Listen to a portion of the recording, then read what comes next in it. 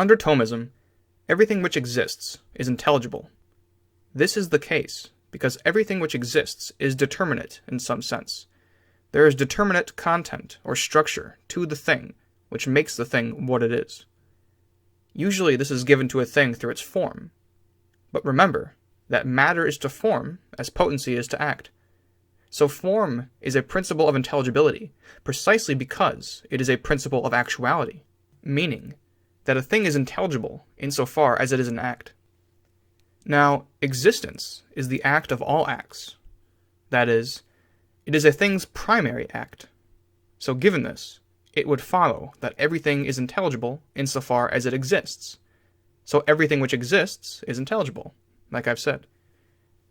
Now, I believe that a thing's being intelligible and a thing's being experiential are coextensive and mutually entailing. I do not mean experiential in empiricist terms, since I include immaterial faculties and powers like rationality, intentionality, thought, meaning, etc. Given that everything which exists is intelligible, and everything intelligible is experiential, then everything that exists is experiential, which is just to say that a kind of idealism is true. So, Thomism is a kind of idealism, specifically a kind of metaphysical idealism. Here's some elaboration on the relationship between intelligibility and experience. Dr. Vallicella puts it nicely.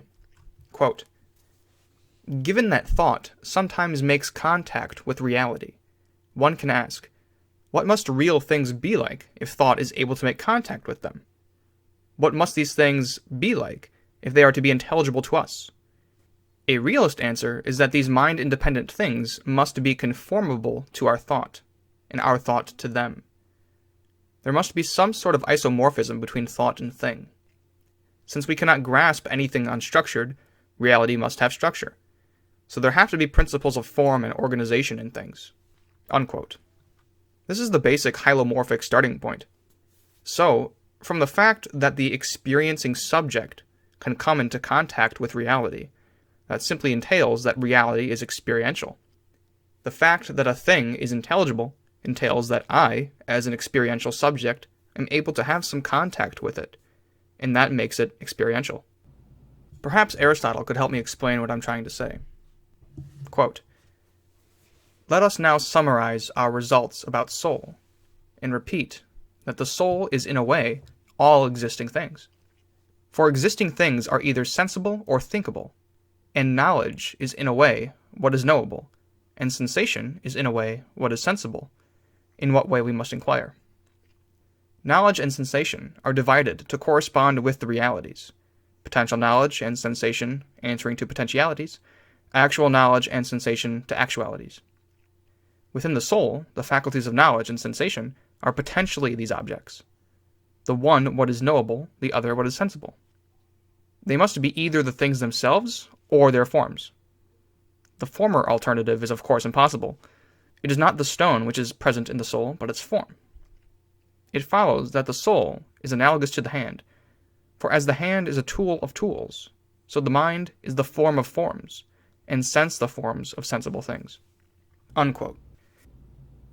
In summary, since experiential things like thought and sense correspond or conform to mind-independent entities possessing some form, and since form is a principle of intelligibility precisely because it corresponds to act, then anything which can be said to have any degree of actuality is experiential. Therefore, since existence is the act of all acts, a thing's primary act, then everything which exists is intelligible. And since everything which is intelligible is experiential, then everything which exists is experiential, thus entailing metaphysical idealism. This idealistic understanding of Thomistic metaphysics also handily refutes the objectivist criticism against theism, known as the primacy of existence objection. Like I said before, form is a principle of intelligibility precisely because it is a principle of actuality, meaning that a thing is intelligible insofar as it is an act, meaning that everything which exists is intelligible, and since intelligibility entails experientiality, then everything which exists is experiential. Now God, as pure act, is pure existence, so he would then necessarily be pure experience. Therefore, the primacy of existence does not exclude the primacy of experience. Hopefully I've been able to successfully explain why I think a hylomorphic analysis of things is going to lead to a kind of idealism. As always, thank you for watching, and I appreciate and look forward to your comments, and I'll see you all in the next video.